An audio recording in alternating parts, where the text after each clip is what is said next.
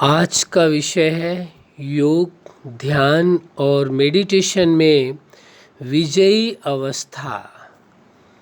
वास्तव में विजय तो आवश्यक है, हर कोई अपनी विजय चाहता है, लेकिन विजयी अवस्था का होना परम आवश्यक है।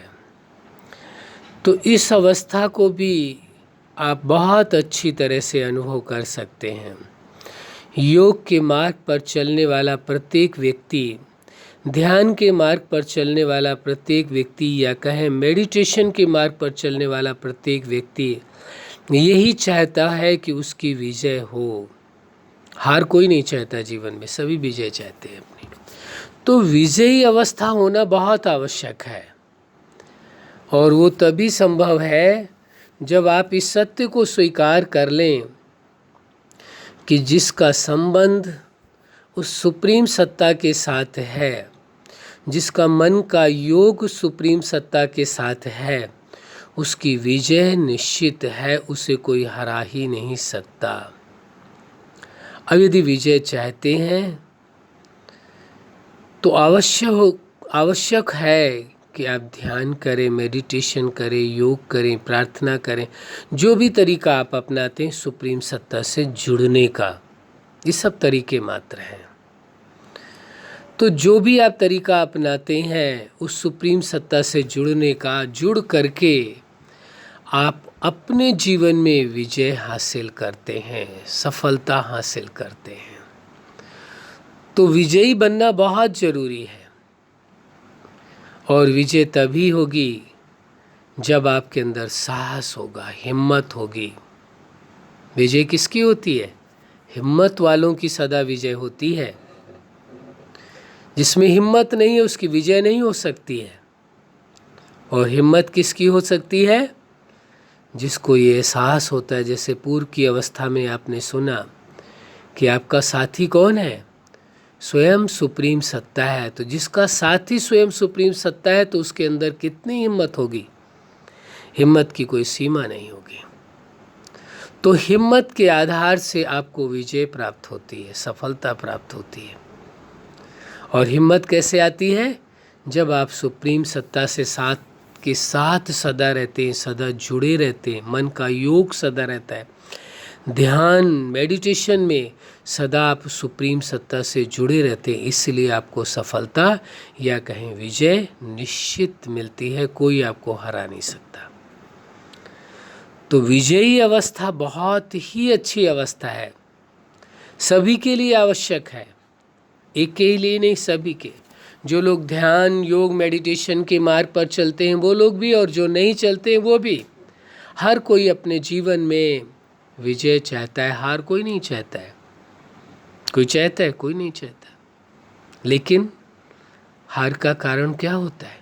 सबसे पहला ही होता है उसका मनोबल कमजोर हो जाना, हार स्वीकार कर लेना। जब तक आपने हार स्वीकार नहीं किया है तब तक आप हार नहीं सकते, तब तक आप हारे नहीं हैं, ये समझ लीजिए। जिस पल आपने स्वीकार कर लिया कि आप हार गए, उसी समय आपकी हार है। जब तक आपने स्वीकार नहीं किया, चाहे कितनी बार भी हार का मुख आपको देखना पड़ा, हार का स्वाद चखना पड़ा, लेकिन आप मन से नहीं हारे, तो आपकी हार नहीं हुई है। लेकिन जिस दिन आपने मन से स्वीकार कर लिया कि आपकी हार हो गई, फिर कोई विजय आपको दिला नहीं सकता, कोई जीत दिला नहीं सकता। जीत तभी संभव है जब आपके विचारों में जीत है। जब तक आपने सोच रखा है विजय आपकी निश्चित है, तो कोई आपको हरा नहीं सकता है, न स्वयं ही आप हारेंगे।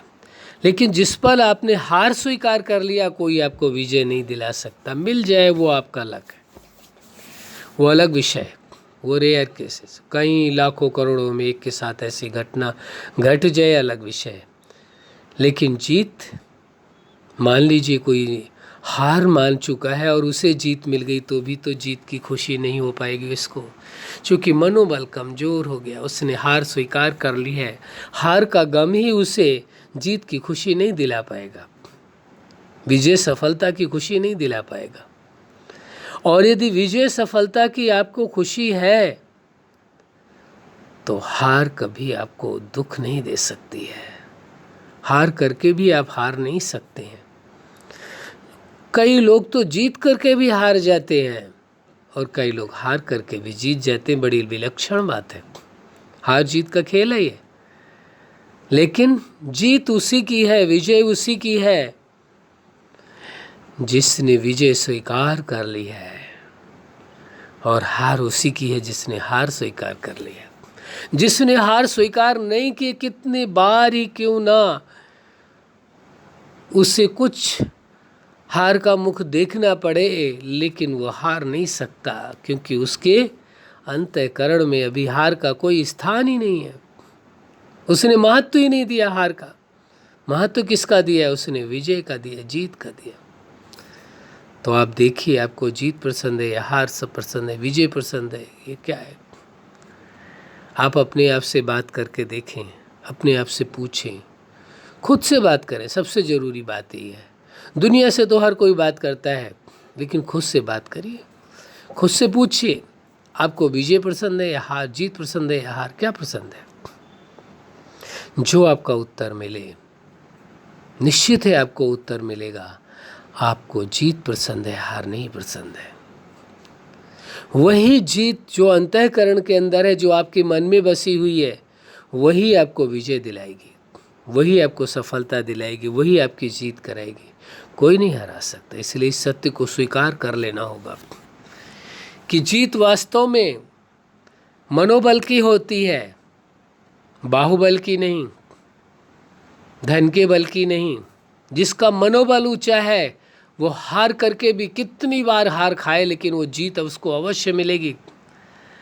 लेकिन जिसका मनोबल कमजोर हो गया, वो जीत करके भी हार जाता है। हम नहीं समझते आप हारने वालों में हैं। हम नहीं स्वीकार कर सकते कि आप हारने वालों में हैं। हम तो यही स्वीकार करते आप जीतने वालों में, आप विजयी हैं। अविजयी थे, विजयी है और सदा विजयी रहेंगे। आप सदा जीतने वाले हैं, हारने वाले नहीं हैं। हाँ, भ्रमवश कभी हो गया था, उस भ्रम को निकाल करके फेंक दीजिए, उठा करके फेंक दीजिए। इससे भ्रम की आवश्यकता नहीं है। जो भ्रम आपको आपकी जीत को हार में बदल दे, उस भ्रम की क्या आवश्यकता है? क्या कार्य है उसका? क्या प्राथमिकता है लाइफ में उसकी? इसलिए जीत तो आपके निश्चित है, विजय तो आपके निश्चित है। बस अंतःकरण से आप स्वीकार कर लीजिए, पूरे मनोभाव से आप स्वीकार कर लीजिए। अपने मानस पटल पर अपनी जीत का झंडा फहरा दीजिए, अपने विजय का झंडा फहरा दीजिए। कहाँ पर? अपने मानस पटल पर। जिसके अंतःकरण में जीत है, उसको कोई हरा नहीं सकता, और जो अंदर से हार गया उसे कोई विजय नहीं दिला सकता। इसलिए अंदर से भूल से मत हारना। अंदर से यदि आप विजयी हैं, जीत आपने स्वीकार कर रखी है, तो जीत निश्चित मिलेगी, विजय जरूर मिलेगी। कोई हरा ही नहीं सकता है। तभी किसी विद्वान ने बड़ी अच्छी बात कही, मन के हारे हार है, मन के जीते जीत। जो मन से हार गया वही हार गया, जो मन का विजेता है वही वास्तव में विजेता है। सच्चाई तो यही है। आप जानते, समझते, अनुभव करते, मानते इस सच्चाई को। इसलिए विजयी अवस्था बहुत आवश्यक है। कौन सी अवस्था? विजयी अवस्था बहुत ही आवश्यक है। वही सिद्धांत कार्य करेगा। संकल्प का स्वरूप होना, दूसरा सिद्धांत जो बताया था, उस सुप्रीम सत्ता से एक ही प्रकार की एनर्जी शक्ति मिलती है, लेकिन विभिन्न अवस्थाओं का अनुभव आप करते हैं। एनर्जी तो एक ही आ रही है, लेकिन अवस्थाएं विभिन्न। जैसे इलेक्ट्रिक एक ही होती है, बिजली एक ही होती है, उतने कितने इंस्ट्रूमेंट आप चला लेते हैं। बिजली थोड़ा हर बार बदलती रहती है, इलेक्ट्रिक थोड़ा बदल जाती है कि पंखा चलाने के लिए अलग, कूलर के लिए अलग, फ्रिज के लिए अलग, या और किसी मशीन को चलाने के लिए अलग। नहीं, वो एक ही करंट, इंस्ट्रूमेंट बदलते हैं। ऐसे ही सुप्रीम सत्ता से एनर्जी तो एक ही प्रकार की सभी को मिलती है, लेकिन अवस्थाएं आप बदलते हैं योग की। भिन्न अवस्थाओं का आप अनुभव करते हैं। एनर्जी वही है, जैसे इलेक्ट्रिक वही है, इंस्ट्रूमेंट बदलते हैं और अलग अलग आप प्राप्तियां करते हैं। ऐसे ही उस सुप्रीम सत्ता से एनर्जी एक ही मिलती है, एक ही तरह की आती है, एक ही तरीका है उससे एनर्जी लेने का, मन को जोड़ना। उसे ध्यान कहें, योग कहें, मेडिटेशन कहें, प्रार्थना कहें, भक्ति कहें, जो और भी कहना चाहें कह ले, वो आपकी मर्जी, वो आपका व्यक्तिगत विषय है। लेकिन जब आप ध्यान की अवस्थाएं बदलते हैं, जैसे आप ये महसूस कर रहे हैं अभी विजयी अवस्था का, कि जीत आपकी निश्चित है, ये आप स्वीकार कर रहे हैं, तो विजयी अवस्था का आप यदि अनुभव करते हैं तो विजयी बन जाते हैं। अवस्थाएं बदलती रहती हैं लेकिन पावर से एक ही आ रही है। तो यह भी अवस्था परम आवश्यक है आपके लिए। वही अनुभव करे उस सुप्रीम सत्ता से जो अनंत सूर्यों से भी ज़्यादा तेजोमय है, अनंत शक्तियों का स्वामी है, भंडार है, असीम है। उसकी अनंत शक्तियाँ उतर उतर कर आपके ऊपर आ रही हैं। उसमें से आज जो आप जिस अवस्था का अनुभव कर रहे हैं वो विजयी अवस्था का अनुभव है। आप विजयी अनुभव कर रहे हैं अपने आप में, आपकी विजय है, यही एहसास आप कर रहे हैं। सहजता से अनुभव कर सकते हैं विजयी अवस्था का, कोई मुश्किल नहीं। अच्छा, आप अपने जीवन में सफलता के शिखर तक पहुँचे। आज का विषय था योग, ध्यान और मेडिटेशन में विजयी अवस्था का अनुभव। आप स्वयं विजयी बने, औरों को भी विजयी बनाएं। सदा आपकी जीत रहे, यही हमारी हार्दिक शुभकामना है। सदा खुश रहें, मुस्कुराते रहें। धन्यवाद।